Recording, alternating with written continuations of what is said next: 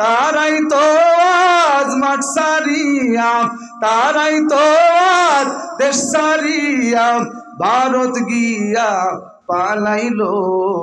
কাউয়া কাদের পালাইয়া গেল, খুঁজে তারে পাইলাম না। খুনি হাসিনা উড়াল দিল, আর তো ফিরে আসলো না। যুবক ভাইরা, বুবু কোথায়? বিদ্যা আসে, ঠিক না জোরে বলো। আবার ভারত এখন দাবি করতেছে চট্টগ্রাম নিয়ে যাবে। সাউন্ড বাড়ান। চট্টগ্রাম নিয়ে যাবে, ফেনী নিবে আর কুমিল্লা নিবে। মানে যৌতুক চায়। কি চায়? আমরা কি ওই মেয়েটাকে ইচ্ছা করে পাঠাইছি না পালাই গেছে? নাঙ্গের কাছে গেছে পরকিয়া করে। কথা কন না কেন? 12 ভাতারি, একবার মোদি ধরে আবার ডোনাল্ড ট্রাম্প ধরে। কথা কন না? তা আমরা তো ইচ্ছা করে দেয় নাই। যেই মেয়ে পালাই যায়, যদি মা বাবা ভদ্র হয়, সামাজিক হয়, ওই মেয়ের পরিচয় তো দেয় না। বাংলাদেশের 18 কোটি জনতা হাসিনার পরিচয় কোনোদিন দিবে না। হাসিনার নাম যেদিন মনে পড়বে, বাঙালি মন খুলে থুতু নিক্ষেপ করবে। আর কোরআনের পাখি দেলোয়ার হোসেন সাইদি, আল্লামা দেলোয়ার হোসেন সাইদি রাহমাতুল্লাহ আলাইহির নাম যেদিন স্মরণ হবে, মানুষ দু চোখ ভরে চোখের জল ছাড়বে। ঠিক কিনা জোরে বলো। এজন্য আমরা ইসলামের পক্ষে না বিপক্ষে? আল্লাহু আকবার জোরে কোন। আপনারা খুশি না বেজার? আপনারা তো খুশি, কিন্তু হাসিনার দালাল গুলো যখন শুনতেছে, তখন ওরা মনে মনে খালি বলে, হুজুর তোমারে খালি পাইলে হয়। আরে তোদের কত নেতা খেতা দেখলাম সরাসরি মঞ্চের উপরে এসে বন্দুক ঠেকাইছে বুকে, বলতে হুজুর বন্ধ করো। আমরা স্পষ্ট বলেছি, বন্দুকের গুলি চালাও, কোনো অসুবিধা নাই। হুয়া ইউহয়ী ওয়া ইউমীত, জীবন দিয়েছে আল্লাহ, আল্লাহর হুকুমে মৃত্যু হবে। তোর বন্দুকের ভয় পাওয়ার টাইম নাই। হাসিনাকে পরোয়া করে কথা বলবো না, ঠিক কিনা বলে? কোনোদিন ভয় করে কথা বলি না, আর বলবো ইনশাআল্লাহ। জোরে কোন আল্লাহু আকবার, সুবহানাল্লাহ। আল্লাহ জালেমের হাত থেকে আমাদেরকে হেফাজত করছেন, আলহামদুলিল্লাহ। ইন্নাল হামদালিল্লাহি নাহমাদুহু ওয়া নাস্তাঈনুহু ওয়া নাস্তাগফিরুহু ওয়া নাউযু বিল্লাহি মিন শুরুরি আনফুসিনা ওয়া মিন সাইয়্যাতি আ'মালিনা। من يهده الله فلا مضل له ومن يضلله فلا هادي له ونشهد أن لا إله إلا الله وحده لا شريك له ونشهد أن سيدنا ومولانا محمدا عبده ورسوله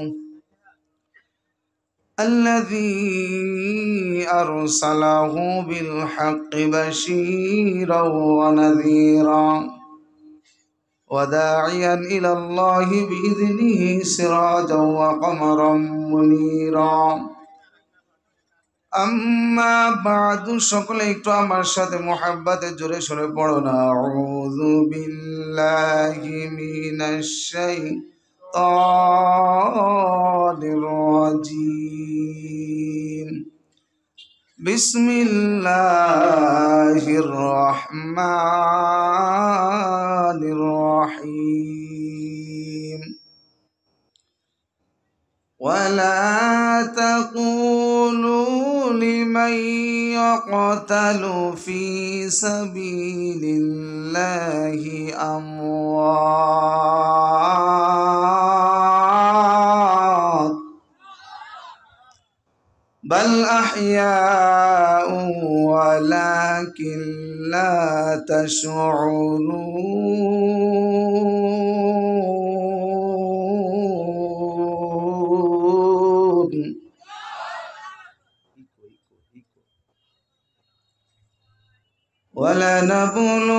ولنبلونكم بشيء من الخوف والجوع ونقص من الأموال والأنفس والثمرات الثمرات وبشر الصابرين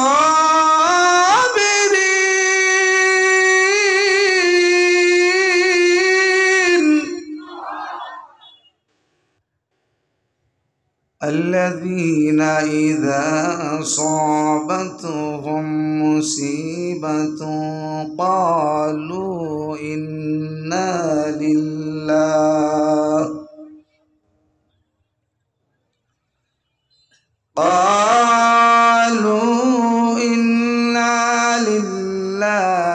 وإنا إليه راجعون.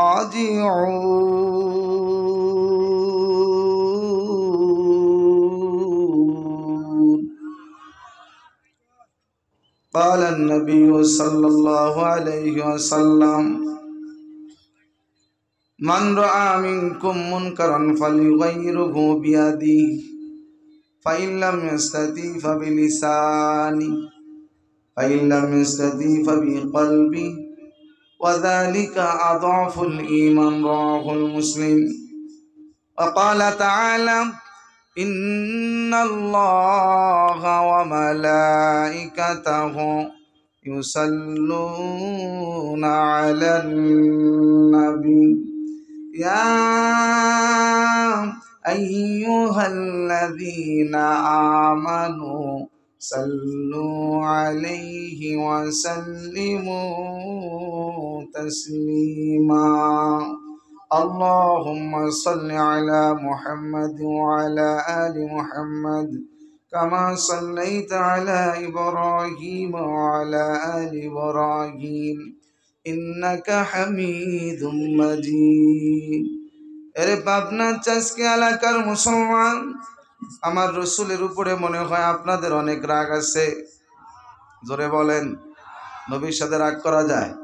নবীকে শুধু ভালোবাসা যায়? রসুলকে ভালোবাসলেই জান্নাত পাওয়া যায়? সুবহানাল্লাহ বলেন। আরে রসুলকে বাংলার জমিনের মুসলমান নিজের জীবনের থেকেও বেশি ভালোবাসে। কোন নাস্তিক বেঈমান রাম বাম যদি রসুলকে গালি দেয়, বাংলাদেশের মুসলমান জীবন দিতে প্রস্তুত হয়। নবীর দুশমনের সাথে আপোষ করতে জানে না। কিন্তু দরুদ পড়লাম অনেকে, নবীর মায়া দরুদ পড়ে, আবার অনেকে পড়ে না। জানে না সহিহ বুখারীর হাদিস, রাসূল বলেন মান সাল্লাল্লাহু আলাইহি ওয়াহিদা সাল্লাল্লাহু আলাইহি আশারা। এরে উম্মতের দল,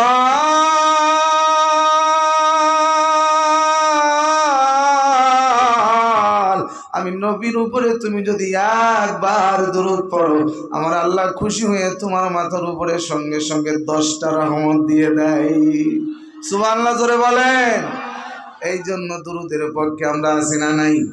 সবাই জোরে জোরে জবান খুলে মোহাব্বতে দরুদ নিয়ে পড়েন আল্লাহুম্মা সাল্লি আলা মুহাম্মাদ ওয়া আলা আলি মুহাম্মাদ। জোরে কামা সাল্লাইতা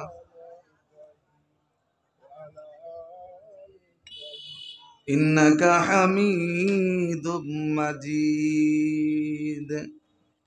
আল্লাহুম্মা বারিক আলা মুহাম্মাদ ওয়া আলা আলি মুহাম্মাদ কামা বারাকতা আলা ইব্রাহিম ওয়া আলা আলি ইব্রাহিম। এই ভাষাটা ঠিক আছে, এইটা পাচ্ছে না। হ্যাঁ, একটাই, এটা অফ। আচ্ছা, রিকোটা আমি যতক্ষণ আছি ততক্ষণ ইকো রাখেন। হ্যাঁ, যে যাই বলে ইকোটা রেখে। বালাগাল উলা বিকামালিহি কাশাফাদ দুজা বিজামালিহি হাসুনাত জামিউ খিসালিহি রাহ মেরে মস্কন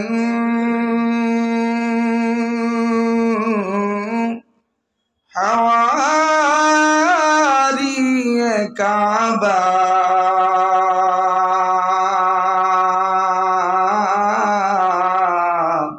बने मेरे मदफन दियारे मदीना बलगल उला बि कमालिही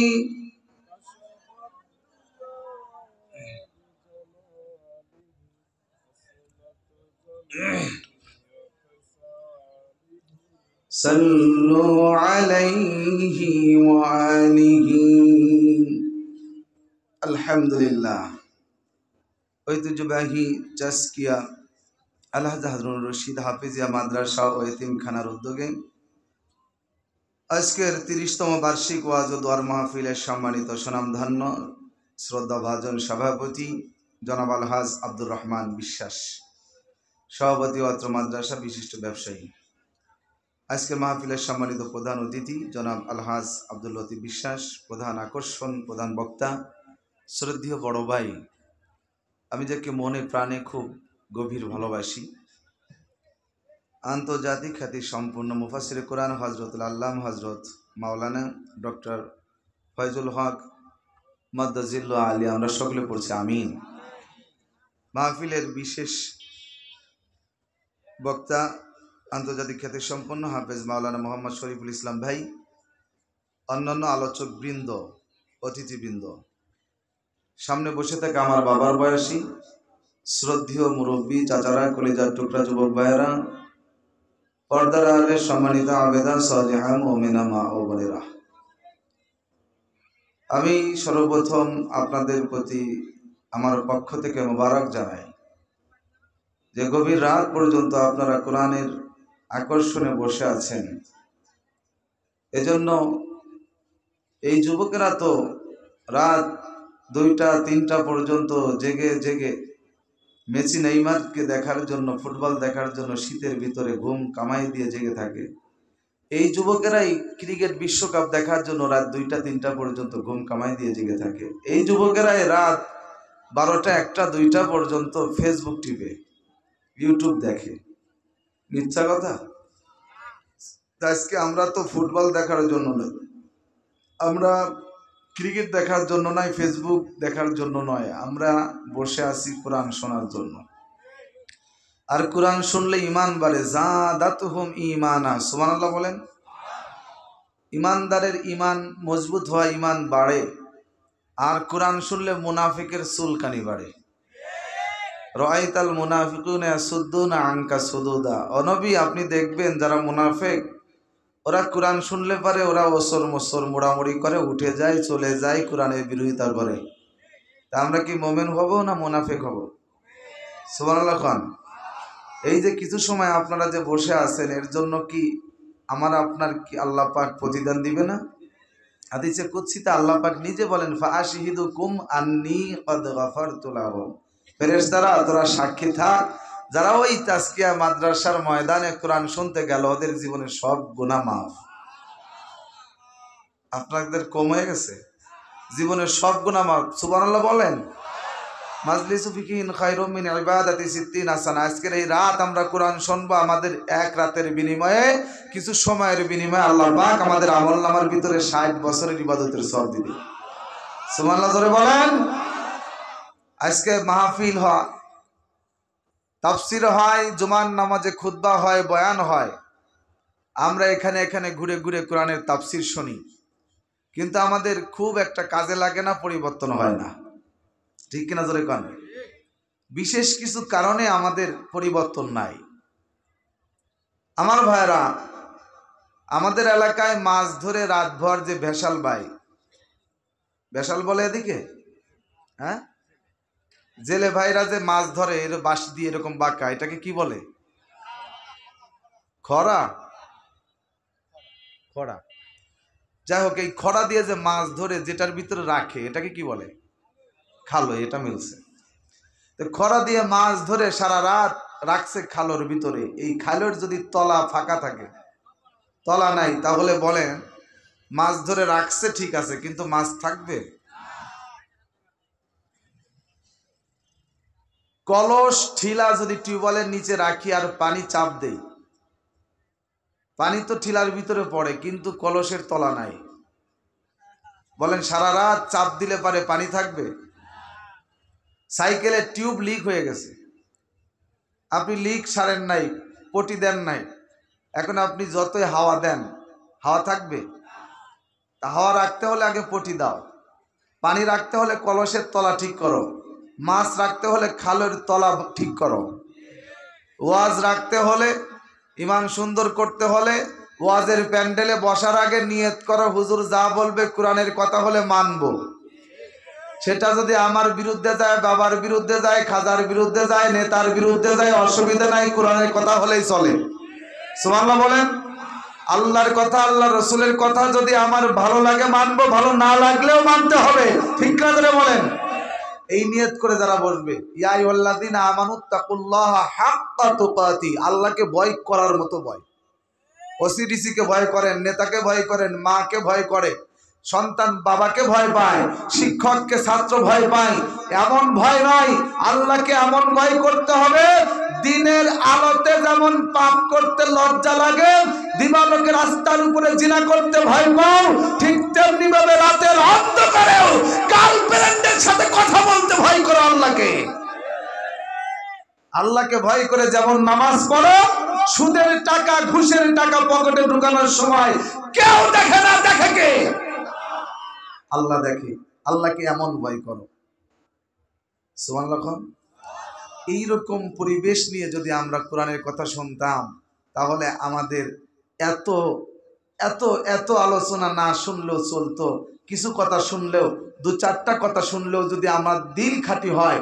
আমি নামাজ পড়ি, এদেশে এমন ইমানদার মুসলমান আছে, নামাজও পড়ে, রোজা রাখে, হজ করে, যাকাত দেয়, আবার সুদ খায়, ঘুষ খায়, নিজের আপন বোনের জায়গা ভাগ করে দেয় না। তাহলে লিক আছে না নাই? তলা আছে? তলা নেই। ভাই মূর্খ মানুষ, বোকা মানুষ ফাঁকি দিয়ে জমি লেখে আপন মায়ের পেটের ভাই নিয়ে যায়। আর একজনের ক্ষমতা আছে, এই জন্য আর একজনের আইল ঠেলে 3 হাত ভিতরে চলে গেছে। সারা রায় তোমার শুনলে কাজ হবে? তলা নাই। কথা বলেন ঠিক কিনা? রাগ হইতেছেন? আপনি সারা রাত আলোচনা শুনবেন, কোরআন শুনবেন। আমার বড় ভাই আলোচনার মধ্যে বলে গিয়েছেন, ইসলাম এমন ভাবে মানতে হবে, কিছু মানবো আর কিছু ছেড়ে দিব। এই সুযোগ আপনাকে আল্লাহ দেয় নাই। উদখুলু ফিস সিলমি কাফা, এ বান্দা বান্দির দল, তুমি ইসলাম পরিপূর্ণরূপে মানো। তুমি সমাজনীতি, অর্থনীতি, তোমার যা যত নীতি আছে সব কোরআন দিয়ে মানো। এমনকি রাজনীতি করতে মন চাইলেও কোরআন দিয়ে রাজনীতি করো। আলা লাহুল খালকু ওয়াল আমর, এই জমিন সৃষ্টি করেছেন কে? এই জমিনে হুকুম চলবে কার? আমার ভাইয়েরা, আমি আমার আলোচনার শুরুতে আহ্বান করে যেতে চাই, ও পাবনা এলাকার মুসলমান যুবক মুরব্বী বাবারা, এদেশের হক্কানি আলেম ওলামা আমাদেরকে ঐক্যবদ্ধভাবে ডাকতেছেন। হকের আওয়াজ শোনা যায়, ঐক্যের আওয়াজ শোনা যায়। ঐক্যবদ্ধভাবে যদি আমাদেরকে ময়দানে ডাক দেয়, বাংলার জমিনে আমরা 52 বছর দেখেছি শান্তি খুঁজে পাই নাই। শান্তির কথা বলে বলে অশান্তির আগুন জ্বালিয়ে দিয়েছে। নেতারা জনগণের পাশে থাকে নাই, নিজের পকেট বাড়ি করে, দুর্নীতি করে করে বাংলার জমিনের অর্থ সম্পদ পাচার করে সুইচ ব্যাংক করে ফেলেছে। ঠিক কিনা বলো? এখন এদেশের হক্কানি আলেম ওলামা যদি ডাক দেয়, আমরা শুধু এখন আর মসজিদের মিম্বরে খুতবা দিলে চলবে না। আলেমরা শুধু কোরআনের দাস দিবে, আলেমরা শুধু বুখারী, তিরমিজি, আবু দাউদ পড়ালে চলবে না। আলেমরা প্রয়োজন হলে আফগানের তালেবানদের মতো বাংলার জমিনের ক্ষমতা হাতে নিবে। কারা কারা তৈরি আছো আলেমদের পক্ষে থাকতে হবে? প্রয়োজনে কোরআনের জন্য বুকে রক্ত দিবে, জীবন দিবে। 2 হাত যদি করে আল্লাহকে দেখায় দাও।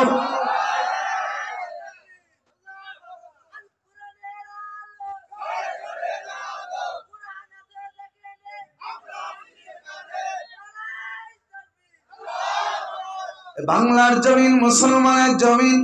এই জমিনের মানুষ এখনো মাঠে কাজ করতে যায়। যদি আসর আজান হয়ে যায়, নিজের ঘাড়ের গামছা জমিনে ফেলে এরপরে যায় নামাজ বানায়, আল্লাহু আকবার বলে মাঠের ভিতরে নামাজে দাঁড়িয়ে যায়। এই জমিনের মুসলমান সাগর, নদী, বন্দরে যখন যায়, লঞ্চ, স্টিমার, জাহাজগুলো যখন চলে, ওই সাগরের ভিতরে লঞ্চ চলে, জাহাজ চলে, আমার ভাইয়েরা ফেরিগুলো চলে।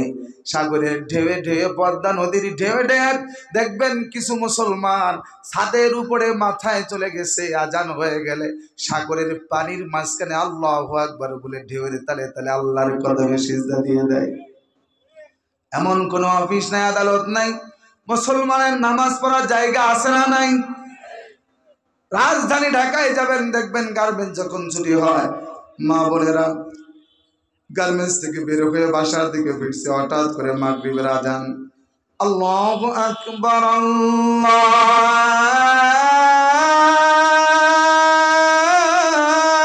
আকবার।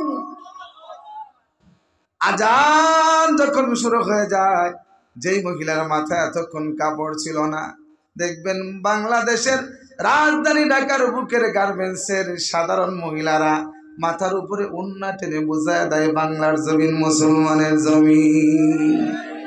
এই মুসলমানের জমিন, শতকরা 92% মুসলমান আমরা বাংলার জমিনে বসবাস করি।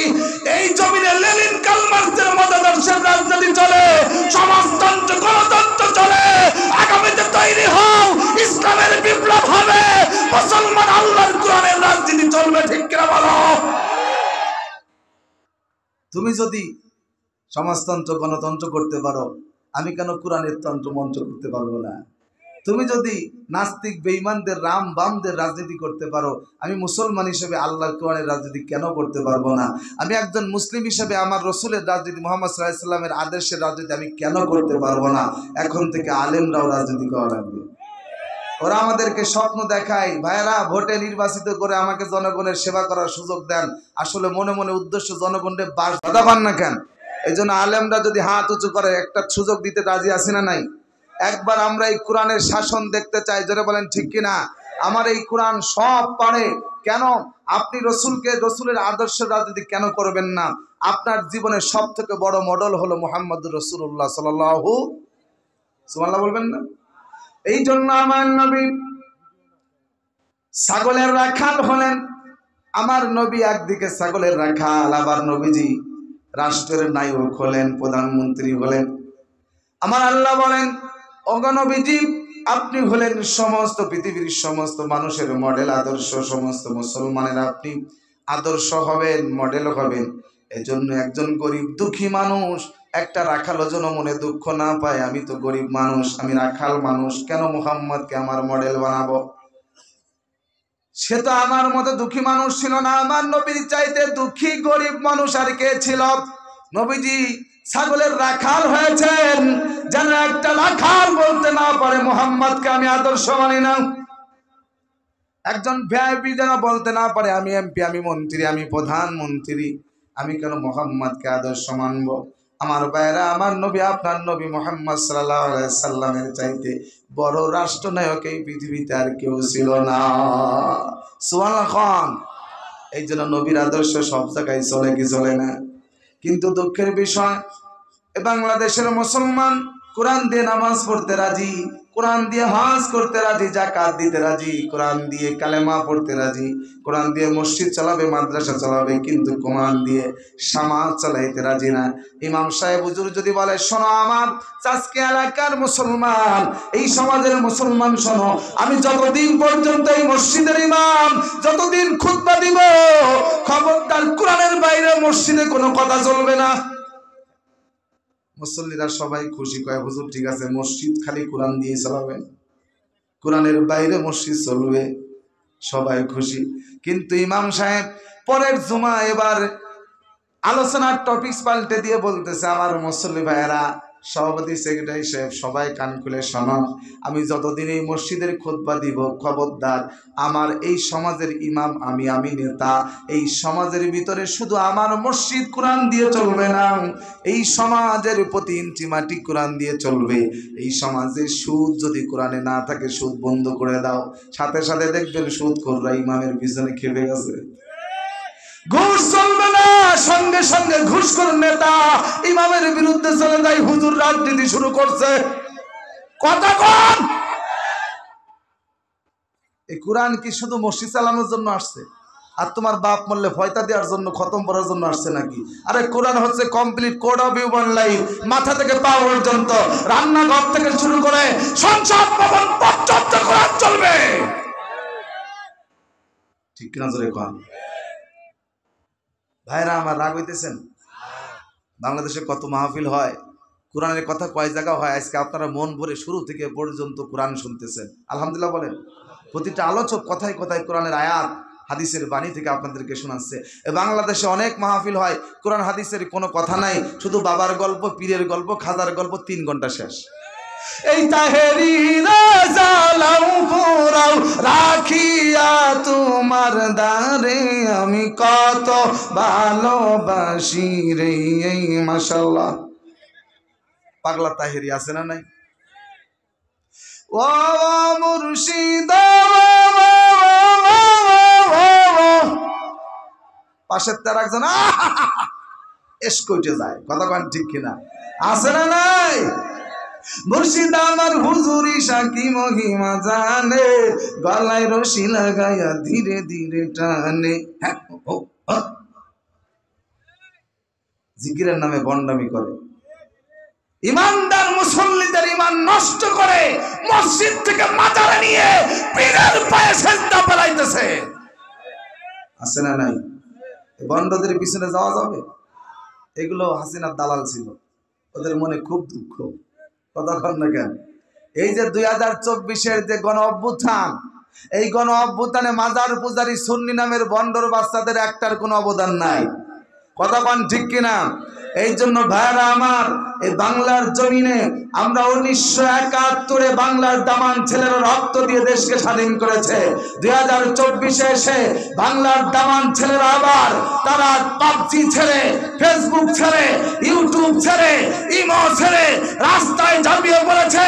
ও বাংলার তরুণ সমাজ, যুব সমাজ, ছাত্র সমাজ, শোনো, যদি ভারত আমার দেশ নিয়ে ষড়যন্ত্র করতে চাই, আমার মাদ্রাসায় তালা পড়বে, স্কুল কলেজ ভার্সিটি বন্ধ হবে, রাজপথে ঝাঁপিয়ে পড়ব, ভারতের বিরুদ্ধে একটা যুদ্ধ হবে, আর আমরা ভারতকে আমাদের মাথার উপরে কাঁঠাল বাঁধতে দিব না। ঠিক কিনা জোরে বলো?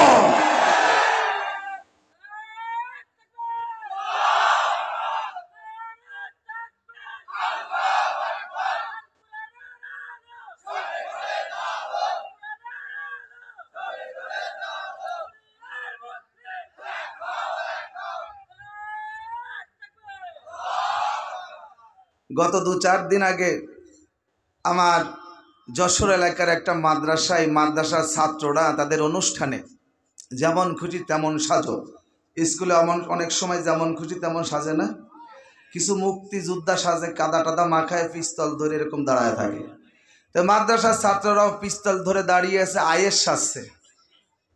ওরা ইসরায়েলের বিরুদ্ধে ফিলিস্তিনের পক্ষে একটা মেসেজ দিছে, সুবহানাল্লাহ বলবেন না? ওরা তালেবান সাজলো, এটা দেখে ভারতের মাথা গরম, ওরা প্যান নষ্ট করে ফেলছে। ওরা এত ভয় পাইছে, সংবাদে খবরে দেখলাম পাগল হয়ে গেছে, কয় গেল গেল গেল, সব গেল। আছে না একটা পাগলা কুত্তার মতো খালি লাফায়ার খবর কয়। আমার দেশের গুলিস্তানের হকাররা উঠছে, ভালো বুদ্ধি রাখে। সাংবাদিক যে এত নোংরা হতে পারে এটা ভারত দেখাই দিছে। কথা বলেন না কেন? এই সাংবাদিক খালি মিন মিন মিন মিন মিন মিন করে, এবারে কয় থাকলো না, বাংলাদেশ থাকবে না বলতেছে। জোরে বলেন ঠিক কিনা? আবার আমাদেরকে সম্প্রীতি শিখাতে আসে যে বাংলাদেশে নাকি সংখ্যালঘুরা নির্যাতিত হয়, এ দেশের হিন্দু ভাইরা নাকি ঘর থেকে বেরোতে পারে না, মুসলমানরা তাদের নাকি নির্যাতন করে। ও পাবনার মুসলমান, আপনাদের এলাকার আশেপাশে কি হিন্দু ভাইরা আছে? আপনারা কি কোনোদিন হিন্দু ভাইদের গায়ে হাত দিছেন? আপনি দেন নাই, কিন্তু অন্য কেউ দিছে দেখছেন? কোন হিন্দু ভাইদের পূজা মণ্ডপে আমরা পূজা হলুদ হলুদ বন্ধ করে দিয়েছি? তাদেরকে বরঞ্চ আমরা নিরাপত্তা দিয়েছি, হাসিনার দালালরা যেন উশৃঙ্খলা না করতে পারে। ঠিক না ধরে বলেন? এই যে ফেনীতে কয়েকদিন আগে মাহফিল করে আসলাম, এক হিন্দু ভাই আমাকে কানে বলেছে, হুজুর কি বলবো আপনাকে, মুসলমান জাতিতে এত ভালো আগে জানা ছিল না। ভারত নরেন্দ্র মোদী কসাই, ওই গরুর মুতখোর গোবরখোরের বাচ্চা নরেন্দ্র মোদী বন্যার পানি দিয়ে আমাকে তলিয়েছে, আর বাংলাদেশের মুসলমানরা হিন্দুদেরকে মসজিদ মাদ্রাসায় জায়গা দিয়েছে। আর আমাদেরকে সম্প্রীতি শিখাতে আসো। ভারতে মুসলমান শান্তিতে নাই, সংখ্যালঘু মুসলিম জাতি যারা আছে প্রতিদিন তাদের উপর নির্যাতন, তারা মসজিদে আজান দিতে পারে না, তাদের মসজিদ ভেঙে মন্দির ঘর বানাইতেছে। বাংলাদেশের ইতিহাসে আমরা মুসলমানরা কোনোদিন একটা মন্দির ভেঙে মসজিদ বানাই নাই। ঠিক কিনা বলো? কারণ আমার ধর্ম আমাকে শিখিয়েছে লাকুম দীনুকুম ওয়ালিয়া দীন লা ইকরাহা ফিদ্দীন। সুবহানাল্লাহ। আমি বাড়াবাড়ি করব না, তোমারটা তুমি মানো, আমারটা আমি করি, কিন্তু আমারটা করতে যায় যদি তুমি বাধা দাও তোমাকে কিন্তু ছাড়তে পারবো না। বাংলাদেশেরটা খেয়ে ভারতের দালালি করলে তোমাকে ঘাড় ধাক্কা দিয়ে একটা পাছায় লাথি মারবো, এক লাথিতে ভারতে কিন্তু হাসিনার কোলে যেয়ে পড়বা। কথা বলেন ঠিক কিনা? ভারতের কোন দালালকে, হাসিনার কোন দালালকে বাংলার জমিনে জায়গা দেওয়া হবে না। আমার ভাইয়েরা, আমার পয়গম্বর মক্কা বিজয় করলেন, 10 লক্ষ সাথী নিয়ে মক্কায় যখন প্রবেশ করলেন সকলকেই সাধারণ ক্ষমা, সুবহানাল্লাহ বলবেন না? কিন্তু 6 জনের নাম ধরে ধরে রসুল বলছে এই কয়টার ক্ষমা নাই, কারণ এদের পাপ এত বোঝা ভারী যে ওদেরকে ক্ষমা করা যায় না। ওদেরকে ক্ষমা করলে আমি জুলুম করব, আমি যাদের সাথে অবিচার করেছে তাদের সাথে ভালো ব্যবহার করা হলো না। আমরাও বলি বাংলার জমিনে চট করে আসার দুঃসাহস করে হাসিনা, বাংলাদেশের 18 কোটি তাওহীদি জনতা তৈরি আছে। আমরা 28 অক্টোবর 2006 বাংলাদেশের ইসলামী আন্দোলনের নেতা কর্মীদেরকে লগি বইটা দিয়ে পিটিয়ে পিটিয়ে হত্যা করে চিত্ত করেছে, সেই ক্ষমা আমরা করতে পারবো না। 2013 সালে এসে আমার শাপলা চত্বরে মতিঝিলে দেশের হক্কানি আলেম ওলামারা নবীর ইশকে রাসূলের মহব্বতে, রে হাসিনা তোমাকে গালি দিলে বিচার হয়, তোমার বাবাকে গালি দিলে বিচার হয়, রাসূলকে গালি দেয় নাস্তিক ব্লগাররা, কেন বিচার করো না? এই দাবি দিয়ে দেশের আলেম ওলামা, কোরআনের হাফেজ, কোরআনের আলেমরা রাজধানী ঢাকার বুকে নাস্তিক বেঈমানদের ফাঁসির দাবিতে, বিচারের দাবিতে জড়ো হয়েছিল। 2013 সালের শাপলা চত্বরে 5 মে রক্তে রঞ্জিত করে কলঙ্কিত করা হয়েছে ঢাকাকে, সেই হিসাব এখনো বাকি আছে। 2024 এসে এদেশের ছাত্র জনতার বুকের উপরে গুলি করেছে, ওই মায়ের আর্তনাদ আমরা কেমনে ভুলি? এদেশের যুবক তরুণদের বুকে গুলি করে ক্ষান্ত হয় নাই, লাশগুলোকে কোনো তাদের প্রমাণ রাখবে না, আগুন ধরে কয়লা বানাইছে। এরপরেও যদি আপনি দয়াল শাস্তে চান, আপনার মতো অত বড় দয়াল আমার দরকার নাই। আমার রসুলই ক্ষমা করতে পারে নাই। রসুল বলেছে শোনো, সকলকে মাফ করলাম, কিন্তু এই 6 জন ব্যক্তি, ওদের কোনো ক্ষমা নাই। ওরা যদি কাবা শরীফের গেলাপ ধরেও ঝুলে থাকে, ক্ষমা চায় আল্লাহর কাছে, তারপর ওইখানেই জবাই করে দিবা। আমরাও বলি হাসিনারে পাইলে উবাইদুল কাদের প্রতিবন্ধীর বাচ্চা, তোরে যদি খালি পাই খেলা হবে, দেখাই দেবো। তোদের পিঠের চামড়া তুলে রাজধানীতে টানায় রাখবো, শুট কি হবে? ফিরাউনের মতো শুট করে থাকবি। আগামীতে বাংলাদেশের জয়নাচার যারা হবে, জুলুমবাজ যারা হবে, ওরা যেন তোদেরকে দেখে শিক্ষা নেয়। হাসানুল হক, ইনুর, রাশেদ খান, মেনন, ইসলামের দুশ্মন, ওদের কোনো ক্ষমা নাই। আমার ভাইয়েরাম, সালমান এফ রহমান, আনিসুল হক, দীপমণি খুনি হাসিনার দালালি করেছে, এদেশের ছাত্র জনতার বুকের উপরে বন্দুকের গুলি চালিয়েছে। এই বেঈমানের বাচ্চাদের কোনো ক্ষমা হবে না ইনশাআল্লাহ। ঠিক কিনা জোরে বলেন?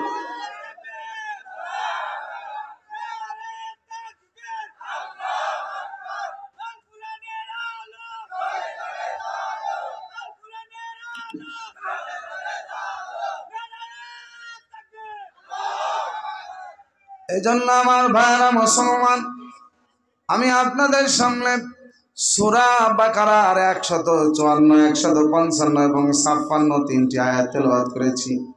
এখান থেকে আপনাদেরকে কিছু আলোচনা করে তাফসীর করে শোনানোর চেষ্টা করব ইনশাআল্লাহ। বলেন গভীর মনোযোগ।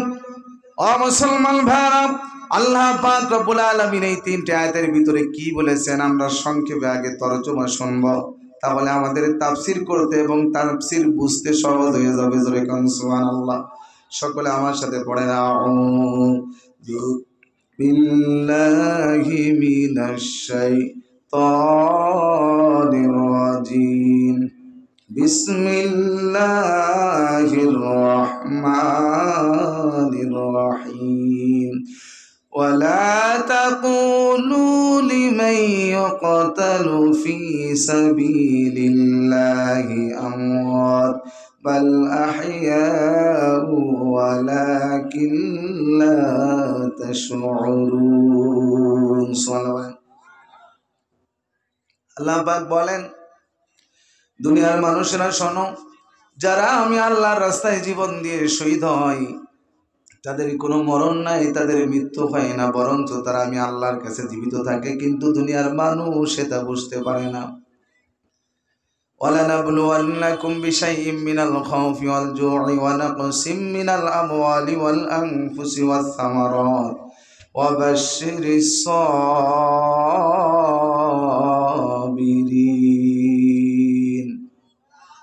আল্লাহ পাক বলেন, শোনো, আমার রাস্তায় যদি তুমি টিকে থাকতে চাও তাহলে তোমার কঠিন কঠিন পরীক্ষা নেওয়া হবে।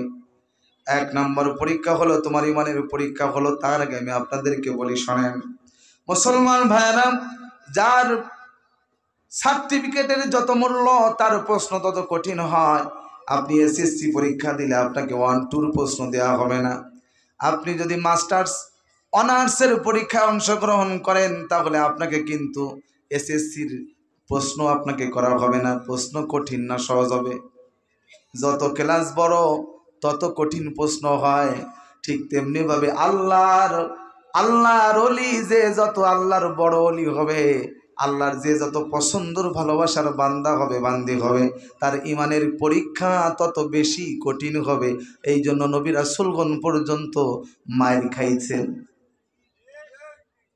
কোন কোন নবী রাসূল তো করার দিয়ে দুই ভাগ করা হয়েছে। আমার নবী, আপনার নবী জনাবে রাসূলুল্লাহ সাল্লাল্লাহু আলাইহি ওয়াসাল্লামের গায়ের উপরে কোনোদিন একটা মশা আঘাত করতে সাহস পায় না, একটা মাছি কোনোদিন আঘাত করতে সাহস পায় নাই। সেই নবীকে আল্লাহ পাক রব্বুল আলামিন তায়েফে পাঠাইলেন কালেমার দাওয়াতের জন্য। তায়েফের দুষ্ট যুবকের দল আমার নবীকে পাথর মেরে মেরে ক্ষত বিক্ষত করে বেহুশ বানায়া জমিনের উপরে ফেলে রাখলো। আম্মা জান আয়েশা সিদ্দিকা রাদিয়াল্লাহু আনহা একদিন গোসল করাইতে গিয়া ডাক দিয়ে বলতেছে, নবী গো, আপনার পিঠের উপরে পয়গম্বর বড় বড় গর্ত হয়ে রয়েছে, কালো কালো দাগ। নবী গো, ছোটবেলায় মনে হয় আপনার গায়ের ভিতরে বসন্ত হয়েছিল। আমার নবী ডাক দিয়ে বলে, আয়েশা রে, না না, জীবনে কোনোদিন আমার গায়ে বসন্ত হয় না রে পয়গম্বর। এত বড় বড় কালো কালো দাগ দেখা যায় কারণ কি? নবী আমার ডাক দিয়ে বলে, আয়েশা, ওই তায়েফের ময়দানে আমি কালেমার দাওয়াত নিয়ে গেলাম। ওই তায়েফের যুবকেরা আমাকে পাগল বলে বলে পাথর মারে রে আয়েশা, চতুর্দিক থেকে আমাকে পাথর মারে রে আয়েশা। এত জোরে পাথর মারল আমার চামড়া ছিঁড়ে যায়, আমার গোশতের ভিতরে পাথরগুলো ঢুকে গেল। ও ববনা এলাকার মুসলমান, আমি আপনাদের কাছে জানতে চাই, একটা মানুষের গায়ের ভিতরে কত জোরে আঘাত করলে, ঢিল মারলে পরে তার চামড়া ছিঁড়ে যায়, তার গোশত ছিঁড়ে যায়, গোশতের ভিতরে ঢিল ঢুকে যায়। কত জোরে মারলে আপনার মারলাম, আপনার কপাল ফুলে যাবে, আপনার হাত ফুলে যাবে, কিন্তু কত জোরে পাথর মারছে আমার নবীর গায়ের ভিতরে পাথর পর্যন্ত ঢুকে গেছে। আল্লাহু আকবার। নবী আমার ডাক দিয়ে বলতেছে, তায়েফের যুবকের দল, আমাকে তোমরা কেন পাথর মারো? আমার অপরাধ কি? যুবক রে, আমাকে কেন তোমরা পাথর মারো? ওই যুবকেরা ডাক দিয়ে বলে, মুহাম্মদ, তোমার কোনো অপরাধ নাই, একটাই তোমার অপরাধ। কেন? এক আল্লাহর কথা বলো। ও মুহাম্মদ, আমাদের মুরব্বীরা বলেছে তুমি নাকি পাগল। নবী আমার ডাক দিয়ে বলে, আমি যদি পাগল হই তাহলে পাগলকে পাথর মারতে হবে। কে শিখাইলো তোদেরকে? আমার দিকে ভালো করে তাকায় দেখ, আমাকে সত্যিই কি তোমাদের পাগল মনে হয়? যুবকেরা ডাক দিয়ে বলে, মুহাম্মদ, না না না, আপনার মতো এত সুন্দর মানুষ কখনো পাগল হতে পারে? আপনি পাগল নয়, আপনাকে মারি, আপনি কেন কালেমার কথা বলেন? আমাদের হাজার হাজার লক্ষ লক্ষ দেবতা, আর আপনি এক খোদার দাওয়াত নিয়ে আসছেন। এই জন্য এক আল্লাহর জন্য এদেশে মামুনুল হক না নির্যাতিত হল, আমির হামজারা মিথ্যা মামলায় জেলের ভিতরে বন্দী হল। কোরআনের পাকে আল্লামা দেলাওয়ার হোসেন সাইদি রহমতুল্লাহ আলাইহিকে শুধুমাত্র এক আল্লাহর দাওয়াত দেওয়ার কারণে এই খুনি হাসিনা জেলের ভিতরে তিল তিল করে শেষ করে দিল। এই জামানার প্রিয় রাগবার আল্লামা সাঈদী।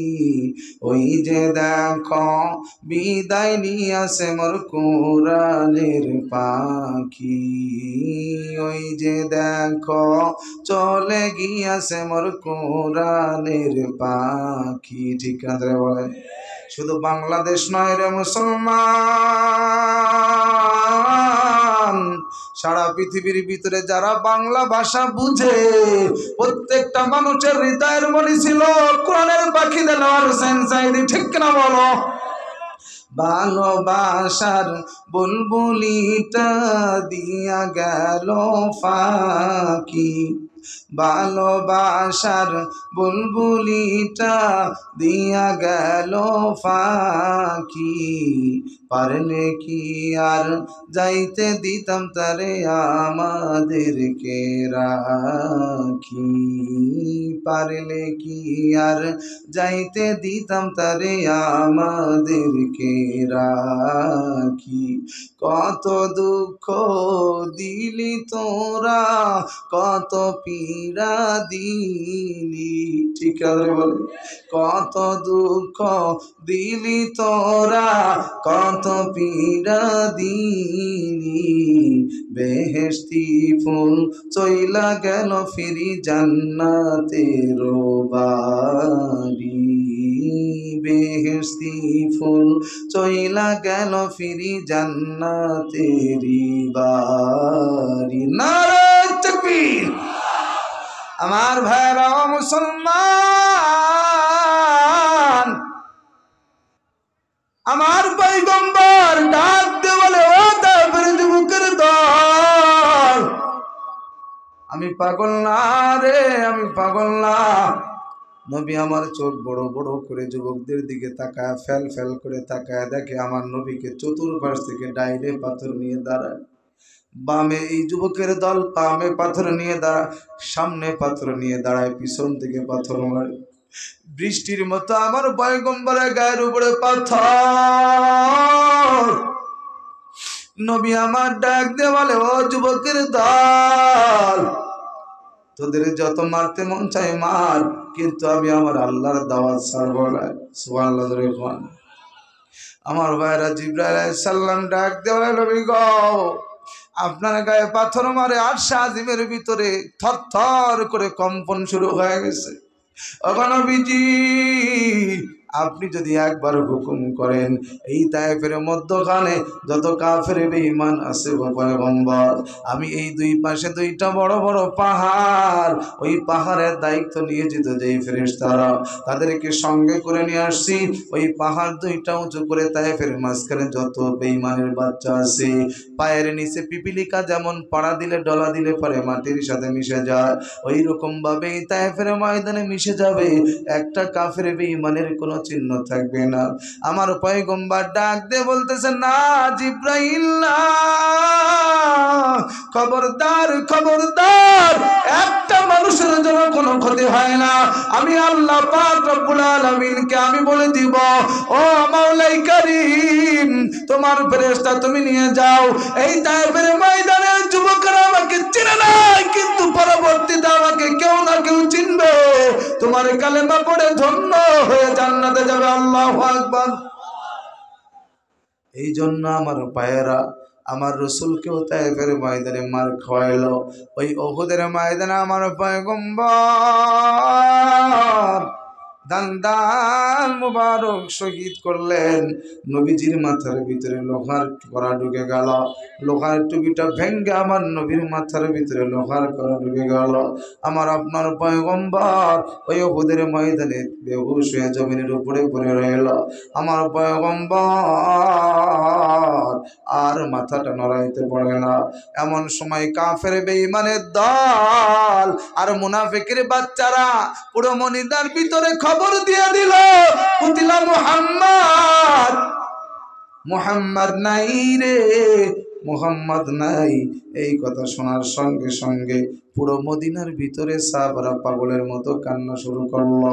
একজন মহিলা ঘর থেকে বের হয়ে গেছে, পাগলের বেশে আওলা কেশে রাস্তা দিয়ে দৌড়ায় উহুদের ময়দানের দিকে যায়।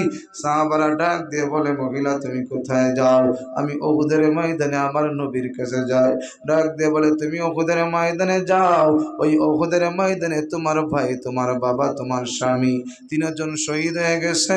মহিলা ডাক দিয়ে বলে, বাইরে কে শহীদ হলো আর কে জীবিত আছে আমি জানতে চাই না। ভাই গেছে দুঃখ নাই, স্বামী গেছে দুঃখ নাই, আমার সন্তান গেছে দুঃখ নাই, আমি শুধু জানতে চাই আমার নবী কি এখনো জীবিত আছে নাকি। আল্লাহু আকবার। নতুন বিবি ঘরের ভিতরে, হানজালা বাসর রাত, গোসল ফরজ হয়ে গেছে, গোসল করতে নামছে, এমন সময় কানের ভিতরে আওয়াজ, নবী নাই রে, নবী নাই। হানজালা লুঙ্গি গামছা ফেলে ঘরের ভিতর থেকে তরবারি নিয়ে দৌড়ায়। পিছনে বিবি ডাক দিয়ে বলে, ওগো প্রাণের স্বামী, আপনার গোসল ফরজ, গোসল করতে গেলেন কিন্তু আপনি গোসল করলেন না, তরবারি নিয়ে কোথায় রওনা করলেন? হানজালা চোখের পানি ডাক দিয়ে বলে, বিবি রে, এই মদিনায় নাকি আমার নবী নাই, আমি হানজালা কেন থাকবো?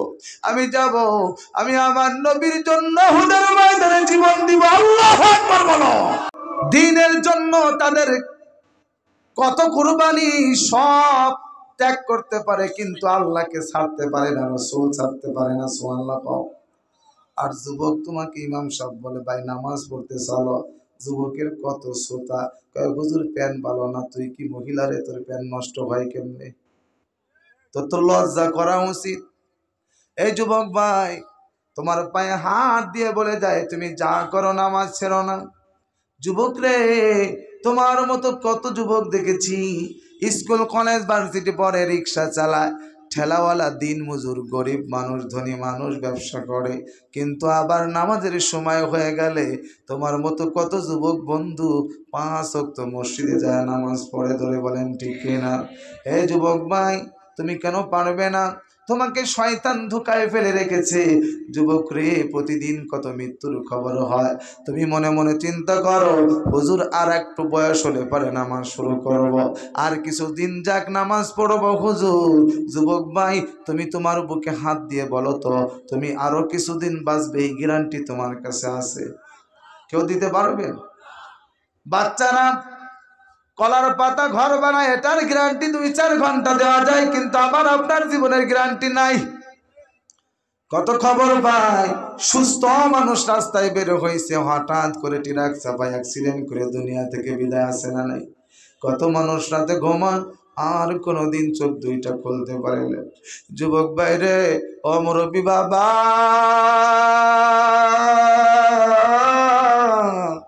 কিসের জন্য তুমি দুনিয়ার পাগল হয় না? এই দুনিয়ার অবৈধ সম্পদ তুমি কত বানাইছো। আজকে যদি তোমার ওই সুন্দর ঘরের ভিতরে মৃত্যু হয়ে যায়, কিছুক্ষণ পর ইমাম সাহেব ডাক দিয়ে বলে, গ্রামের মুরব্বীরা ডাক দিয়ে বলে, বাবারে তোমার আব্বা মারা গেছে, এখন আর ঘরে রেখে লাভ নাই, জলদি করে লাশটা বারান্দায় নামায় দাও।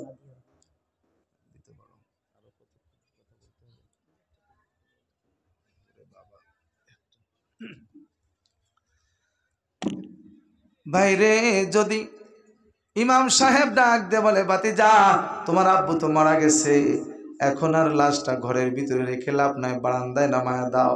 বারান্দায় নামায় দিছে, চাদর দিয়ে ডাকছে। কিছুক্ষণ পর মুরব্বীরা ডাক দিয়ে বলে, বাতিজা রে, মসজিদের পালকি খাটিয়া চলে আসছে, বারান্দায় রাখা যাবে না, জলদি করে তোমার বাবার লাশটাকে উঠানে নামায় দাও। উঠানে নামায় দিছে, এক একজন পানি গরম করে, কেউ চলে গেল বাজারে কাফন কাপড় কিনতে, কেউ কোদাল ঘাড়ে করে খুন্তা কোদাল নিয়া মাটি খোঁড়ার জন্য, কবর খোঁড়ার জন্য গোরস্থানে চলে গেল। আবার কেউ জঙ্গলে গেছে বাঁশ কাটার জন্য। এক একজন এক এক দিকে দৌড়ায়, কিন্তু সবার উদ্দেশ্য একটা, লাশটাকে কত তাড়াতাড়ি কবরে নামানো যায়। আপনার দিল যদি পরিষ্কার করতে চান, কলব নোংরা, নুকতাতুন সাওদা, বান্দা যখন একটা পাপ করে, একটা গুনাহ করে, বান্দার এই কলবের ভিতরে বান্দার এই কলবের ভিতরে একটা করে কালো দাগ পড়ে যায়। অনেক বান্দা অনেক বান্দি এমন আছে, গোনাহ করতে করতে তার কলবটা দুর্গন্ধ হয়ে গেছে, কালো নোংরা হয়ে গেছে, শুভ্র সাদা এই কলবটা আর সুন্দর নাই। আজকে এলাকার যুবক ভাইরা, তোমার আমার এই কলবটা হলো ইঞ্জিনের মতো, এটা হলো ইঞ্জিন। আর আমাদের যে হাত পা দেহ আছে এটা হলো গাড়ির চ্যাসিস বা বডির মতো। তুমি মনে মনে চিন্তা করছো কক্সবাজার ঘুরতে যাবে, যাওয়ার আগে ভালো দেখে একটা পরিবহন রিজার্ভ করলাম। বর্তমান ডিজিটাল যুগ, এই যুগে কত উন্নত মানের পরিবহন বের হয়ে গেছে, স্লিপার কোচ পর্যন্ত বের হয়েছে, এসি লাগানো আছে, বড় বেড করা আছে, কোলবালিশ দেয়, বিছানা দেয়, কম্বল দেয়, মাথার বালিশ দেয়, ঘুমায়া ঘুমায়া শুয়ে শুয়ে বাসের ভিতরে করে কক্সবাজার যাওয়া যায়, আছে না নাই? আপনি ভালো একটা স্লিপার কোচ রিজার্ভ করলেন, চক চক ঝকঝক করতেছে স্লিপার কোচ, বড় বেড, কিন্তু আপনার এই পরিবহন যখন রাত 10টা 11টার সময় সকল বন্ধু বান্ধব মিলে পরিবহনে উঠছে, হঠাৎ করে পাবনা শহরে ঢুকার আগে স্টার্ট বন্ধ হয়ে গেল। সাধারণত যারা যাত্রী আছে তারা আশ্চর্য হয়ে গেল, এত সুন্দর গাড়ি বন্ধ হইল কেন? ড্রাইভার আবার কয়েকবার চাবি দেওয়ার পর আবার স্টার্ট নিছে, আবার চলতে শুরু করছে। আধা ঘন্টা পর গাড়ি আবার বন্ধ হয়ে গেছে। এবার একটু যাত্রীরা ভাইয়েরা আর একটু বেশি আশ্চর্য হলো, কিরে আবার বন্ধ হইল কেন? আমার ভাইয়েরা, এবার যাত্রীগুলো যখন ঢাকার উদ্দেশ্য পরিবহন রওনা করছে, আধা ঘন্টা পর আবার বন্ধ হলো। প্রথম 2বার বন্ধ হয়েছে, চাবি দিয়ে 2-4 বার ট্রাই করলে আবার স্টার্ট নিছে, কিন্তু এইবার বন্ধ হয়েছে, আধা ঘন্টার ভিতরে আর স্টার্ট নেয় না। ড্রাইভার ডাক দিয়ে কয়, যাত্রী ভাড়া গাড়ি যদি চালাইতে হয় দয়া করে একটু ধাক্কা লাগায় দাও। এইবারে ধাক্কা দেওয়া লাগে। যাত্রীরা ক্ষিপ্ত হয়ে গেল, কিরে ড্রাইভার কি গাড়ি তুমি নিয়ে আসছো, নষ্ট গাড়ি নিয়ে আসছো, উপরে ফিটপাট ভিতরে সদর ঘাট, বাইরে দেখতে অনেক সুন্দর, ভালো স্লিপার বিছনা দেওয়া আছে, সুন্দর কোচ লাগাইছো, কিন্তু ইঞ্জিন বড় দুর্বল। এরে পাবনা শহর পার হইতে যদি 3বার স্টার্ট বন্ধ হয়, ঢাকা যাবি কবে, চট্টগ্রাম কোন দিন যাইবার, কক্সবাজার কবে যাবা, স্টার্ট বন্ধ হয়ে যায় বারবার। প্যাসেঞ্জার ভাইরা যাত্রী ভাইরা ক্ষিপ্ত হয়ে যাবে, জোরে বলেন কথা ঠিক কিনা? আবার আর একটা পরিবহন দেখতে অত সুন্দর না, অত রং চং করা না, কিন্তু ইঞ্জিনটা পানি ইঞ্জিন বড় ভালো। এই পরিবহনের ভিতরে যখন চেয়ার খুঁজে যখন যাত্রীরা এই চাষকিয়া পাবনা এলাকা থেকে উঠছে, রাত 11টা 12টায় পরিবহন ছাড়ছে, কক্সবাজার নিয়ে যাবে, একটানে চলে গেছে ওই যে কুমিল্লা ফেনী এলাকায়।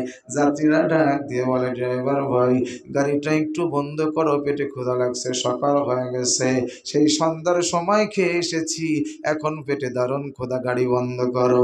আগের গাড়িটা দেখতে ভালো, কিন্তু ইঞ্জিন দুর্বার বারবার বন্ধ হয়, একা একা বন্ধ হয়ে যায়। এই গাড়িটা দেখতে রং ভালো না, কিন্তু তার ইঞ্জিনটা ভালো। এই গাড়িটা এখন বারবার বন্ধ হয় না, এক টানে তোমার কুমিল্লা কক্সবাজার নিয়ে যাবে। ও মুসলমান, তোমার কলব যদি ভালো থাকে, ইহদিনাস সিরাতাল মুস্তাকিম, একেবারে সোজা রাস্তায় এক টানে জান্নাতে নিয়ে যাবে। আর তোমার গুনাহ করতে করতে কলব যদি নষ্ট হয়ে যায়, তোমার জান্নাতে যাওয়ার কোনো উপায় নাই। একটা রাস্তা খোলা, তওবা কর, বেশি বেশি কুরআন পড়, মৃত্যুর কথা স্মরণ কর, তোর কলব পরিষ্কার হবে, তুই আবার জান্নাতের রাস্তা খুঁজে পাবি। সুবহানাল্লাহ বলবেন না? বান্দারে, এই দুনিয়ার মানুষের কাছে একবার চাইলে মানুষ দেয়, 2বার চাইলে মানুষ দেয়, কিন্তু রাগ হয়। 3বার যদি চাও তাহলে দিতেই চাই না, বড় গুসা করে রাগ হয়ে যায়। কিন্তু আমার আল্লাহ ডাক দিয়ে বলে, গোলাম, আমি তোর মালিক আল্লাহ, তোকে 24 ঘন্টা দেওয়ার জন্য তৈরি আছি। ফজরে চাইলে আমি তোমাকে দিব, জোহরে চাইলে তোমাকে দিব, আসর মাগরিব এশাই চাইলে দিব, 24 ঘন্টা চাইবি আমার কাছে, তোকে আমি মন খুলে দিব, আমার কোনো কিছুর কমতি নাই। সুবহানাল্লাহ বলবেন না? লা তাকনাতু মির রাহমাতিল্লাহ। নিরাশ হইস না বান্দা, 60 বছর গুনাহ করছো, এ যুবক 25 বছর 30 বছর তুমি গুনাহ করছো না, নিরাশ হয়ে যাইও না, তুমি আল্লাহর কাছে মাফ চাও। আরে কিফিল নামের যুবক প্রতিদিন 2 বোতল মদ খায়, প্রতিদিন হাজার হাজার টাকা খরচ করে এই বাংলাদেশের পরিমণিদেরকে নেতাদের মতো বিছানা গরম বানায়। কিফিল যুবক প্রতিদিন পাপের লজ্জা হারায়া যায়। রাত হইলেই লক্ষ টাকা খরচ করে যুবতী তার ঘরে নিয়ে আসে। একদিন কি ফিল করছে কি, তার একটা প্রতিবেশী বোন দেখতে বড় সুন্দর, তার প্রতি তার কুদৃষ্টি পড়ছে। কি ফিল প্রস্তাব দেয়, বোন রে আমি তোকে আই লাভ ইউ ভালোবাসি। বোনটা ডাক দিয়ে বলে, ভাই অন্যায় কাজ আমার দ্বারা হবে না, আমি পারবো না, আমি পারবো না, এই কাজ আমি করব না, আমি প্রেম প্রীতি বুঝি না, আমি ভয় করি আমার আল্লাহকে। আপনার যুবকরা মনে হয় প্রেম করে না, করে মানে কয় হুজুর 3টে করি, আমি বড় মুজাহিদ। আরে বোনদের মন তো আরো বড়, ওরা কাউরে না করে না, ওদের দিল হলো সাগরের মতো। কথা কন না কেন? সাগরে যেমন সাপ থাকে, কুমির থাকে, মাছ থাকে, ব্যাঙ থাকে, কাঁকড়া থাকে, ওদের দিলের ভিতরে লাবলু আছে, জন্টু আছে, মনির আছে, রফিক আছে, খালেক আছে, সব আছে। মানে প্রস্তাব দিলে না নাই। কথা কন না কেন? আর বর্তমান তো প্রেম প্রীত করতে চিঠি লেখা লাগে না, খালি মোবাইলে খুঁচা দিলেই হ্যালো, ও পাশ থেকে ছেলে বলতেছে বলো, প্রেম শুরু হয়ে গেল। কথা কন না কেন? আবার ফেসবুকে যায় লাইক দেয়, ভালো সুন্দর চেহারা দেখলে পারে হাই লুচ্চা কোথাকার। কথা কন না কেন? তুই হাই দিবি তোর বউকে, তোমার বিবির সাথে তুমি প্রেম করো, বিবিকে ভালোবাসো, বিবির জন্য বাজার থেকে ফেয়ার এন্ড লাভলি সোনো কিনে আনো, বিবির মুখে মাখায় দাও। আল্লাহ রসুল বলে তুই সৎকা করার সৎ পাইবি। এই যুবক বিবাহ করছো, বিবির সাথে গোসা করো না, ফোনে প্রেম করো, বিবির সাথে কথা বলো, খাবার টাইম হলে একই থালার ভিতরে বসে যুবক তোমার বিবির মুখে খাবার তুলে দাও, আর তোমার বিবি তোমার মুখে দেবে। আল্লাহর ফেরেশতারা বলে তোদের দুইজনের জীবনের সগীরা গুনাহ মাফ করে দিলাম। সুবহানাল্লাহ বলবেন না? আর বউকে না ভালোবেসে মুখ উঁচু করে সুসোর মতো খালি এদিক ওদিক করে বেড়ায়। কথা বলেন ঠিক না? জামানা মোবাইলে খাইছে জামানা, ফেসবুকে খাইছে জামানা, ইমোতে খাইছে জামানা, ইউটিউবে খাইছে। অল্প বয়সের ছেলে মেয়ে পিরিত জমাইছে, 4, 5, 6, 7 এতে প্রেম করা শুরু করছে। কথা কন আছে না নাই? পাবনা নাই, এলো অন্য দেশে আছে। ধরে বলেন ঠিক কিনা? হায় হায়, আজকে এই অবৈধ প্রেম ভালোবাসার কারণে দেশ ধ্বংস হয়ে যাচ্ছে। জোরে বলেন কথা ঠিক কিনা? আমার বাইরে একান্ত আপন জনের গভীর মনোযোগ দিয়ে শুনবা।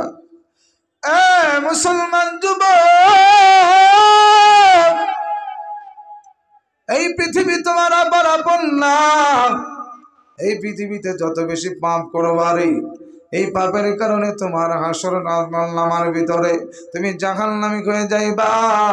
আরে সামান্য 50 বছর, এই 60 বছর যদি আল্লাহকে ভয় করতে পারো, তাহলে তোমার জান্নাতের রাস্তা সহজ হয়ে যাবে। জোরে জোরে চিল্লায় বলেন সুবহানাল্লাহ। ও মুসলমান যুবক,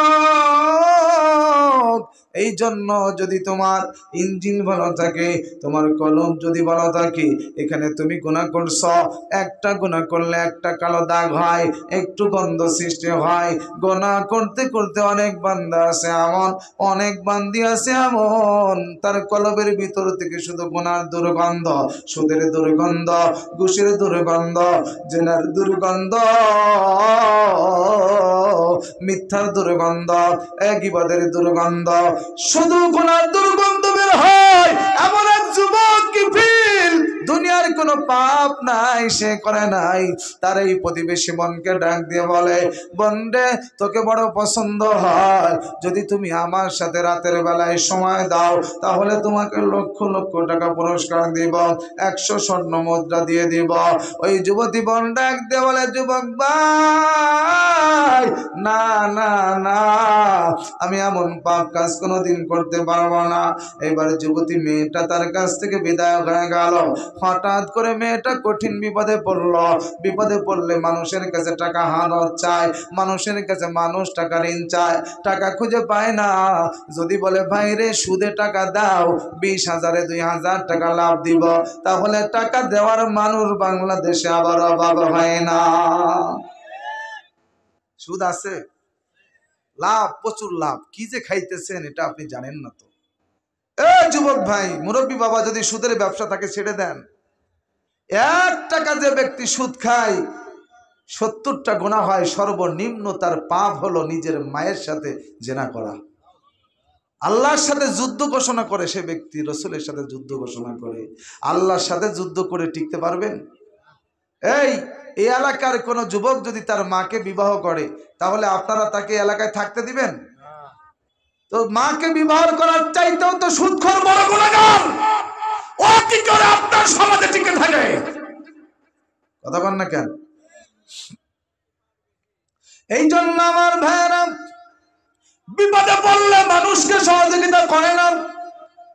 এই যুবতী মেয়ে কঠিন বিপদে পড়ে গেছে, আর ডাক দিয়ে বলতেছে, যুবক ভাই তোমার টাকা পয়সা অভাব নাই, ভাই গো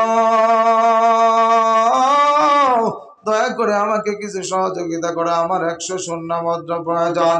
ওই যুবক কিফিল ডাক দিয়ে বলে, আমি তোমাকে একটা শর্তে দিতে পারি, তোমাকে দেখে আমার বড় পছন্দ, বড় ভালো লাগে, তুমি আমাকে এই টাকার বিনিময়ে তুমি আমাকে কিছু সময় দিবে, রাতের অন্ধকারে দিনের বেলায় না, পৃথিবীর কেউ দেখবে না।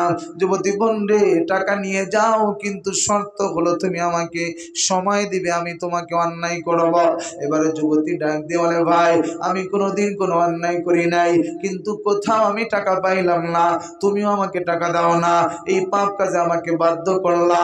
ঠিক আছে, আমার টাকাটা প্রয়োজন, তুমি আমাকে দিয়ে দাও, আমি তোমাকে পরিশোধ করবো, রাতের বেলায় তোমার সাথে দেখা হবে। গভীর রাত, কি ফিল মাত্র বোতল হাতে নিয়ে অপেক্ষা করতেছে এই যুবতী মেয়ে আমার ঘরের ভিতরে আসবে। রাত্র যখন গভীর হয়ে যায়, যুবতী মেয়েটা কিফিলের ঘরে চলে আসছে কথা মতো। আমার ভাইরা কিফিল দরজা নক করে দিছে, দরজা আটকায় দিছে, অবৈধ সম্পর্ক হবে, বাতি নিভে দিছে। এমন সময় যুবতী মেয়েটা ওই ঘরের কোণের ভিতরে বসে বসে চোখের পানি ছেড়ে ছেড়ে ফুফা ফুফা কান্দে। ওই কিফিল ডাক দেওয়ালা, যুবতী এই পৃথিবীর কেউ দেখে না, যুবতী বন্ডে সামান্য আধা ঘন্টা সময় থাকবা, এত লক্ষ টাকা পুরস্কার নিয়ে চলে যাবা, দুনিয়ার একটা কাক পক্ষী কোনো পশু পাখি পর্যন্ত খবর পাইল না, তোমার চোখের ভিতরে কেন পানি? ওই যুবতী ডাক দেওয়ালে, ভাইয়া গো এই দুনিয়ার কেউ দেখে না, কিন্তু আমার আল্লাহর চোখ তো ফাঁকি দেওয়া যায় না। এরে ভাই, আমার ইজ্জত আমার সম্মান কোনোদিন নষ্ট করি নাই, কোন পুরুষ আমার গায়ে হাত দিতে পারে নাই, আজকে বিপদে পড়ে তোমার কাছে আমার ইজ্জত বিক্রি হয়ে যায়। বাইরে আমি এই ভয়ে, আল্লাহর ভয়ে কান্দি। আমার মালিক আল্লাহ যদি হাসরের ময়দানে ডাক দেওয়ালে, রে বান্দি ওই সামান্য টাকা পয়সার কারণে বিপদে ধৈর্য ধরতে পারলা না, তোমার দেহ কেন বিক্রি করে দিলা?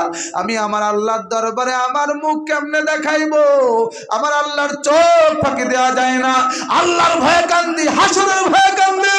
কিফিল ডাক দিয়ে কয়, বন্ডে যা যা যা, আমি তোকে মাফ করে দিলাম।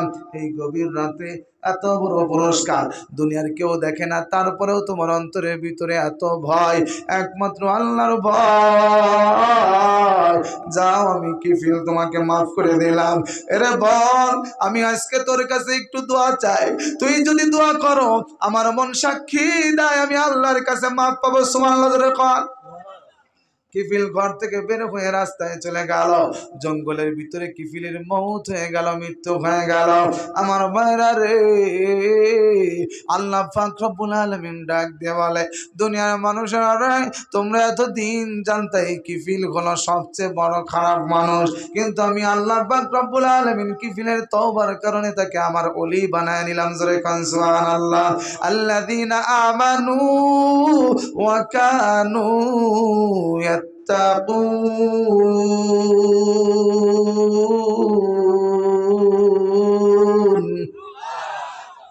এ বান্দা বান্দির দল,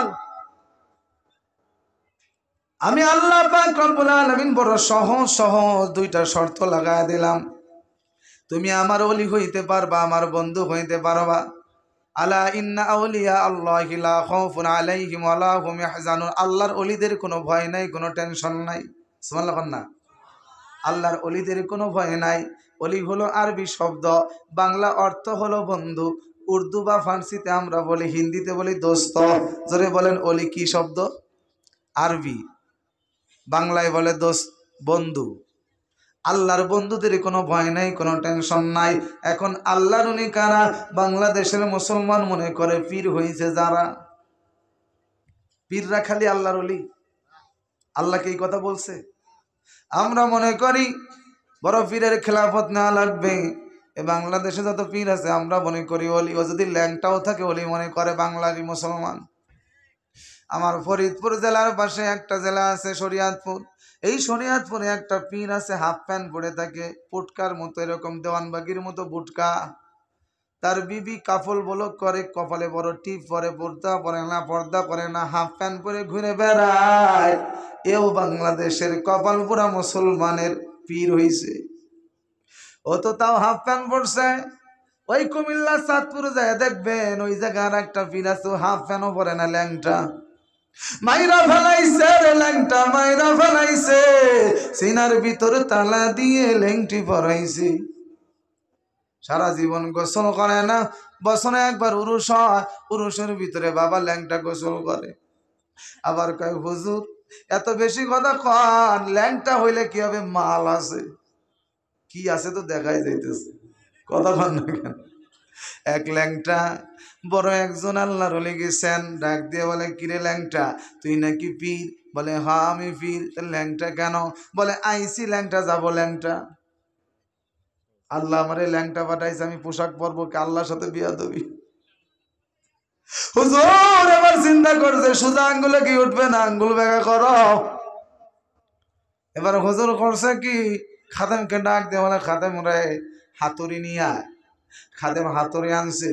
এবারে হুজুর ভণ্ড ল্যাংটা পীরের মুখের উপরে হাতুড়ি মারবে, এমন সময় পীর সাহেব কয়, হুজুর কি হয়েছে? কয় আসার সময় জমিনে যখন আইছো তখন তোমার মুখে কি দাঁত ছিল? কয় হুজুর দাঁত তো ছিল না। তোর গায়ে পোশাক ছিল না, এই জন্য পোশাক পরো না। মুখে দাঁত ছিল না, এখন তোর মুখের দাঁত রাখবো না, সব ভেঙে ফেলবো। ল্যাংটা কয় মাপ চাই। সুবহানাল্লাহ না? এরা মুসলমান, ল্যাংটা কোনদিন পীর হতে পারে? ঠিক কিনা জোরে বলেন? ওরা আবার লাগাইছে মহাপবিত্র রসরে। আপনাদের এখানে কোরআনের মাহফিল হয়, ওদের ওই জায়গায় মহাপবিত্র রসরি হয়। এরকম বাংলাদেশে আছে না নাই?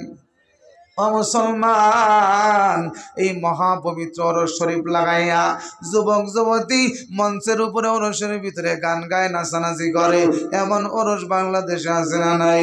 হুজুর গো আপনারা শুধু আমাদের বিরোধিতা করেন, আপনারা যখন বয়ান করেন তখন মানুষের চোখে পানি দেখা যায়। হুজুর গো আপনাদের তাফসীর শুনে, কোরআন শুনে, হাদিস শুনে মানুষের দিল নরম হয়, চোখে পানি আসে। আমাদের মুর্শিদি গান যখন মানুষ শুনে তখনও কান্দে। আমাদের গান শুনলেও মানুষের দিল নরম হয়, তাহলে অসুবিধা কি? আমি বললাম ভাই রে শোনো, যদি পানি দিয়া চিরা ভিজায়, চিরা ভিজবে বলে ভিজে। আবার যদি পেশাব করে চিরা ভিজায় তাহলেও কি ভিজে? বলে ভিজে। আমি বললাম পানি দিয়ে চিরা ভিজাইয়া তোরে দিলে খাইবি? বলে খাবো, অসুবিধা নাই। আবার যদি পেশাব করে চিরা ভিজাইয়া তোরে দেয় তাহলেও তো চিরা ভিজছে, খাবি নাকি? খাবে? কেন খাবি না? ওইটাও তো ভিজা ছিল, এটাও ভিজা। বলে এইটা হলো পানি দিয়া, আর একটা হলো পেশাব দেওয়া, না পাক দুর্গন্ধ। আরে যখন কোরআন শুনে মানুষ কান্দে, আল্লাহর জাহান্নাম হারাম হয়, জান্নাতে চেয়ে ওয়াজিব হয়। আর গান শুনে কান্দে, সিনেমা দেখে কান্দে, আছে না নাই? একদিন দেখি চাচা টিভি দেখে আর কান্দে। আমি তো মনে করছি চাচার মনে হয় চাচি মরে গেছে। ও চাচা তুমি কান্দো কাকাই? হুজুর নায়ক মেরে মা মরে গেছে। বুড়ো শয়তান, আছে না নাই? নায়কের মা মরে গেছে, উনি বসে বসে কাঁদতেছে চার দোকানে। আর মাগরিবের আজান হয়, মসজিদে যায় না। কথা বলেন না কেন? এই জন্য আমার ভাইয়ারাম, আমাদের এই দিল, আমাদের এই কলবটাকে সুন্দর করা লাগবে। আব্বাজান আদম আলাইহিস সালামকে আল্লাহ পাক রব্বুল আলামিন যখন বানাইলেন, ডাক দিয়ে বলে ফেরেশতার দল, আমি আল্লাহ পাক রব্বুল আলামিন আমার জমিনের ভিতরে আমার প্রতিনিধি বানাবো, আমি আমার প্রতিনিধি পাঠাবো, আমার খলিফা পাঠাবো। ইন্নী জাইলুম ফিল আরদি খলিফা। এ মুসলমান, তুমি আল্লাহর রাজনীতি পছন্দ করো না, আল্লাহর রাজনীতি করার জন্যই তোমাকে আল্লাহ বানাইছে। সুবহানাল্লাহ বলবেন না? আমরা কার প্রতিনিধিত্ব করব? আল্লাহর প্রতিনিধিত্ব করার জন্যই তোমাকে আল্লাহ বানাইছে। আজকে তুমি আল্লাহর রাজনীতি পছন্দ করো না, তোমার ভালো লাগে না, তোমার রাগ হয়, আল্লাহর কথা শুনলে আল্লাহ পাক ডাক দিয়ে বলে, ফেরেশতা যা আমার আদমকে দেখ। ও জিন জাতি, আমার আদমকে দেখো। ফেরেশতারা দেখলো, আদমকে দেখলো, জিন জাতি দেখলো। ইবলিস শয়তান আসছে আদম আলাইহিস সালামকে দেখানোর জন্য। দেখি তো আদমের এত দাম, আদমের জন্য আমি জাহান্নামে যাব। কিরে আদম এত সুন্দর কেন? আদমকে কি কারণে এত দাম দেওয়া হলো, এত মূল্য দেওয়া হলো? আল্লাহ পাক রব্বুল আলামিন ডাক দেয়া বলে, ফি আইয়ি সূরাতিম মা শারাকাবা। আদম রা, ও দুনিয়ার বান্দা বান্দির দল, আদম সন্তান, সব থেকে তোমার দাম বেশি, সব থেকে সুন্দর তুমি। আমি আল্লাহ তোমারে বানাইছি, বড় আদর করে বানাইছি। ইবলিস ডাক দেওয়া হয়, আদমকে আমার ভালো করে দেখা লাগবে, কোন জায়গায় কি ওষুধ দেওয়া লাগবে, কি ইনজেকশন লাগবে, আমি কি ধোকা দেওয়া লাগবে, সব দেখতে চাই। আদম আলাইহিস সালামের মাথা থেকে শুরু করে পেটের ভিতরে কোথায় কি আছে সব দেখে কমপ্লিট করে এই বাম পাশের দুধের নিচে একটা ছোট্ট গোশতের টুকরা আছে। এই গোশতের টুকরার নাম হলো কলব। এই কলবের ভিতরে ঢুকে দেখবে, কিন্তু কোনো জানলা নাই, কোনো দরজা নাই, ইবলিস শয়তান ঢুকতে পারে না। দুনিয়ার মানুষকে ডাক দেওয়া বলে, দুনিয়ার মানুষের দল, আদমের সব দেখেছি কিন্তু তার কলব খুঁজে পাইলাম না, কলবের ভিতরে ঢোকার মতো কোনো রাস্তা খুঁজে পাইলাম না। দুনিয়ার মানুষটা শোন, আদম সন্তানের যদি কলব ভালো থাকে, আমি ইবলিস তারে ধোঁকা দিতে পারবো না। সুবহানাল্লাহ বলবেন না?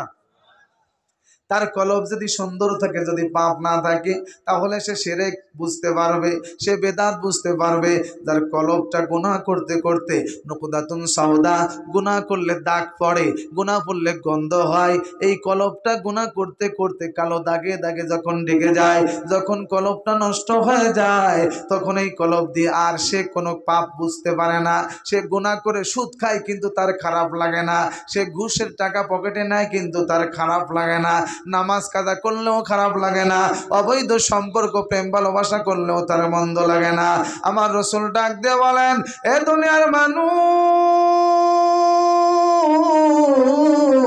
তোমরা শুনে রাখো, তুমি যদি মুমিন হতে চাও তাহলে তোমার জন্য দুইটা কাজ।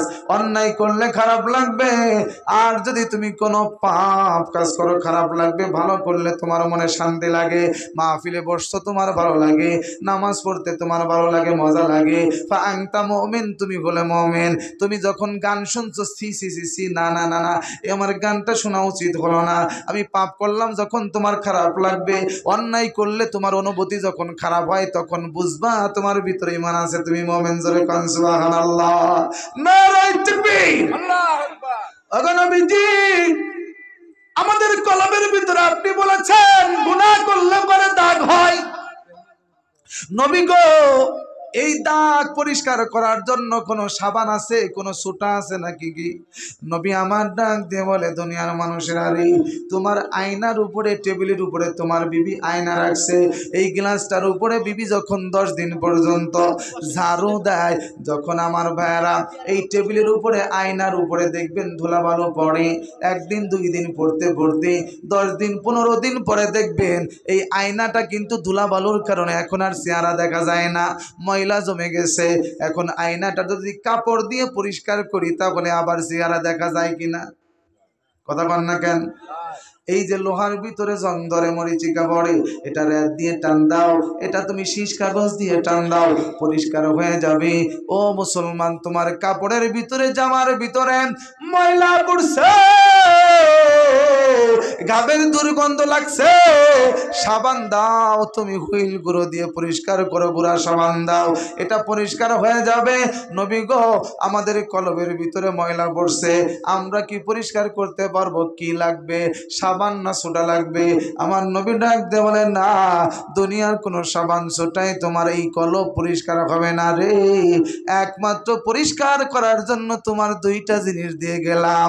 তুমি বেশি বেশি মৃত্যুর কথা স্মরণ করবা, অতিলাওয়াতিল কুরআন, বেশি বেশি কোরআন তেলাওয়াত করবা, কাসরাতিল মাউত, বেশি বেশি মৃত্যুর কথা স্মরণ করবা।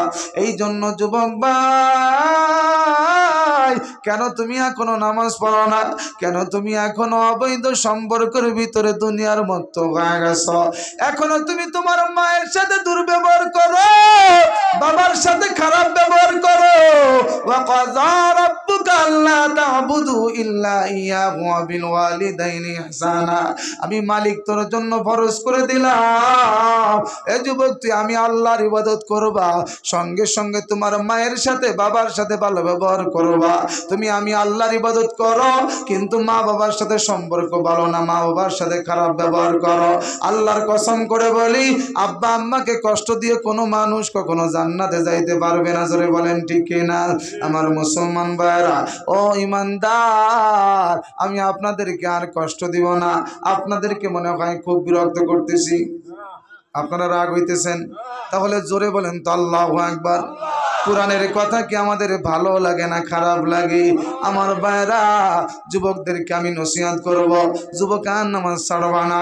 মাহফিলে আসছো ভালো কথা, মাহফিল আয়োজন করো। সারা বাংলাদেশ ঘুরে ঘুরে আমরা কোরআনের তাফসীর করি। শতকরা 99% কোরআনের মাহফিলগুলো এই সমাজের যুবকের আয়োজন করে। কত কষ্ট করে আলেমদের বড় মায়া করে, মোহাব্বত করে। আগে দেখেছি 10-15 বছর আগে বাংলাদেশের মাঠে ঘাটে যুবকেরা টাকা পয়সা কালেকশন করে ব্যান্ডের গান দিত, আয়ব বাচ্চুকে আনত, মমতাজ ফাইটটা যায়, সিরা যায়, জোড়া দেওয়ার বুদ্ধি নাই, এই সমস্ত গান বাজা মেলার ভিতরে মত্ত। সেই যুবকরা এখন গান বয়কট করে সমাজ পাড়ায় মহল্লার ভিতরে কোরআনের মাহফিল দেয়। এরে যুবক ভাই, আয় আয় নামাজের দিকে আয়, আমরা রাজি আছি না নাই? নারে তাকবীর! আল্লাহ আমাদেরকে কবুল করেন, ধরে বলেন আমিন। আলহামদুলিল্লাহ, আব্দুল সামাদ ভাই 18